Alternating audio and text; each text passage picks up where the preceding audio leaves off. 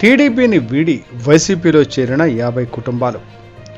YCP గెలిపే లక్ష్యంగా పనిచేయాలి. ఎమ్మెల్యే శంబంగి.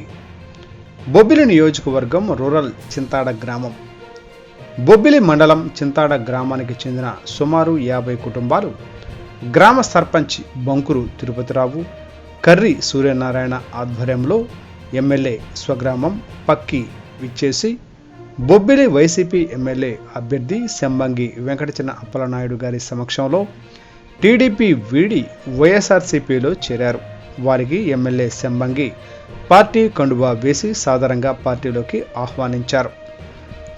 పార్టీలో చేరిన వ్యక్తుల వివరాలు: కర్రి సత్యనారాయణ, కర్రి జగన్నాథం, కర్రి సీతమ్మనాయుడు, మరడాన బలరాం, లచ్చిరెడ్డి లక్ష్మణ, మరడాన పోలినాయుడు, కర్రి సత్యనారాయణ, కర్రి భాస్కర్రావు, మైరాల సింహాచలం మరియు యువకులు.